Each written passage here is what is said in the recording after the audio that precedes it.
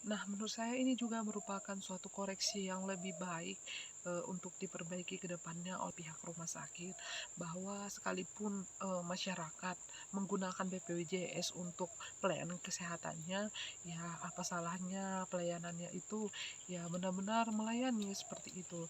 Ya kalau misalnya kita ingat-ingat ketika kita sakit, ketika dokternya memberikan semangat, support buat kita bahagia, ya, di tempat itu ketika kita konsultasi aja pun perasaan kita itu setengah dari penyakit kita hilang ya kan. Tapi ketika kita sudah sakit, udah kita nggak dipedulikan, dicerewet-cereweti lagi, oh perasaan kita itu sangat ya makin down ya kan.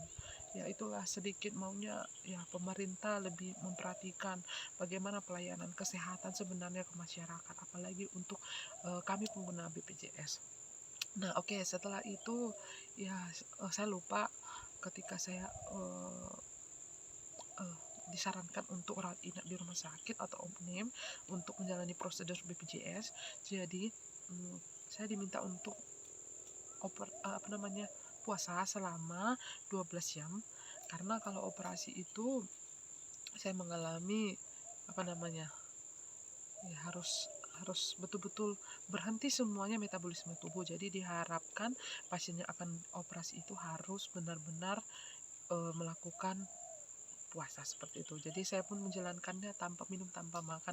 Untunglah memang sebelum rumah sakit jam 6 lewat itu saya sudah sarapan pada saat itu ya, walaupun memang, ya nggak selera ya kan namanya sakit, tapi ya udah saya jalani. Jadi kira-kira jam setengah 2, nah di situ dia mulai saya apa namanya, ya diperiksa bagaimana darahnya, apa segala macam. Oh iya, jadi saya lupa juga setelah suami saya pulang, bahkan sebelum pulang, nah ini dia juga koreksi juga, sebelum suami saya pulang, ya mereka juga merepet-repeti, kami tidak akan melakukan pemeriksaan apapun ketika suami ibu tidak, datang di sini. Bayangin, gimana ya kan? Aduh, udahlah perlu yang penting perlu dikoreksi deh, buat pemerintah bagian kesehatan tentang hal tersebut. Jadi akhirnya setelah suami saya datang, barulah saya betul-betul ya diobati seperti kayak, tes apa namanya, tes antibiotik. Jadi ada 2 tusukan waktu itu. Rasanya sakit, sakit banget, ah, sakit banget antibiotiknya. Oh, lebih sakit dari apa namanya, dari Neurobion. Nah, saya udah sebut merek ya kan, tapi nggak apa-apa lah. Jadi saya coba disuntik. Kemudian ada sekitar 3 suntikan yang cairan yang dimasukkan ke dalam tubuh saya. Eee, rasanya pokoknya ya itulah perdana saya masuk rumah sakit dikasih obat yang ya sangat pedih di luar dari pikiran saya. Padahal saya pikir kalau misalnya di rumah sakit, di apa namanya, diinfus itu tidak terasa apa-apa, malah rasanya sampai sini nih, sampai bawah kita itu terasa sakit. Nah, akhirnya, tibalah jam 1 ya kan, jam 1 lewat kalau nggak salah waktu itu. Saya pun didorong masuk ke ruang operasi. Jadi saya untuk apa namanya, untuk BO kali ini, langkah pertama itu adalah saya dibawa ke, mmm, USG terlebih dahulu setelah apa namanya, setelah suami saya datang. Jadi saya melakukan USG, dokternya juga memeriksa dan memang iya katanya, janinnya tidak berkembang sesuai dengan usianya, jadi harus diambil daripada nanti lahirnya ya jauh-jauh, ya kayak misalnya cacat atau dia tidak berkembang dengan baik, toh kamu sakit katanya. Oke, saya pun mengikhlaskan. Bayangkan waktu saat itu gimana perasaan saya sangat menangis, nangis-nangisnya. Bayangin gimana perasaan saya pada saat itu. Pokoknya tidak terceritakan dengan apapun.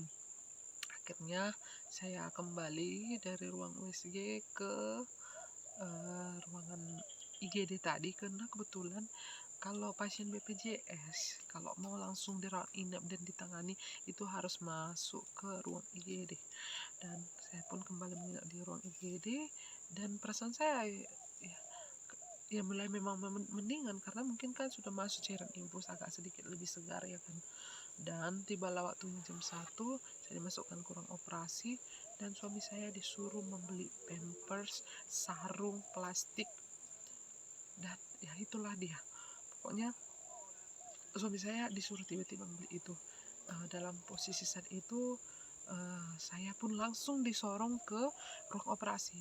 Saya bilang, "Enggak dok, enggak pak, enggak bu, jangan geser saya nggak tahu saya mau ngapain. Janganlah, ini sakit nggak?" Terus saya tanya gini, "Sakit nggak, sakit nggak?" Enggak, lagian jangan nu sekarang, tunggu suami saya bilang. Mereka nggak peduli, langsung aja mereka sorong saya ke dalam ruang operasi yang sangat-sangat dingin. Padahal suami saya pun jangan-jangan nggak tahu saya sudah diproses pada saat itu ya kan. Saya dimasukkan ke dalam ruangan yang sangat dingin. Wah, dinginnya itu luar biasa, seperti masuk dalam kulkas, lebih dingin dari kulkas. Dan memang itu menurut saya ruangan yang sangat-sangat steril. Dan saya melihat di situ ada kira-kira 3 orang perawat yang ada di dalamnya. Saya bilang, "Jangan suntik saya dok," karena kebetulan saya lihat ada suntik sepanjang apa ya, di segini kira-kira ya kan. "Jangan suntik saya, sakit nggak," katanya. Enggak sakit kok itu," kata dok, perawatnya di situ. "Enggak, tapi tunggu dulu, suami saya lagi beli sarung dan lain." Udah enggak, rupanya mereka langsung paksa saya berbaring, lalu kaki saya disuruh ngangkang, dan tiba-tiba mereka langsung menyuntikkan cairan itu ke dalam ibu saya. Jangan dong. Tapi lama kelamaan saya merasa kayak nggak berdaya gitu ya kan. Saya nggak merasa berdaya. Saya pikir, kenapa ini? Saya pikir, kan pada saat itu saya langsung muntah di ruang operasi itu. Setelah cairan masuk, rasanya pening sekali, pening, muntah sampai saya nggak sadar bahwa yang ngelapin muntahan saya itu adalah perawat laki-laki. "Sabar ya Tok," katanya seperti itu. Saya nggak kenal dia. Kemudian lama kelamaan saya makin pusing, lalu perawat tersebut memasangkan oksigen ke dalam hidung saya, dan itulah pertama sekalinya saya merasakan oksigen itu bagaimana ya kan. Dulu awak lihatnya dari film-film ya kan. Dan kemudian makin lama saya merasa makin fly. Perawat itu bilang, "Udah kak, ikuti aja, tidur aja, tenang, hirup udaranya." Dan aroma di dalam di dalam oksigen itu wangi, seperti wangi-wangi bunga yang segar. Memang buat fly, jangan-jangan gitu ya narkoba ya, kita nggak tahu ya kan. Nah kemudian setelah itu, tanpa saya sadari ternyata dokter sudah melakukan perawatan pada diri saya. Saya nggak sadar ya kan. Saya mendengar detak jantung saya dalam kondisi tutup mata, dan saat itu benar-benarlah saya merasa, ya Tuhan menghidupkan saya kembali, karena saya merasa saat itu saya sudah benar-benar mati total, karena saya nggak bisa mengangkat kaki tangan saya. Tapi saat itu nyawa saya bisa saya rasakan. Saya masih bisa mendengar detak jantung saya, tapi saya nggak bisa sama sekali membuka mata saya.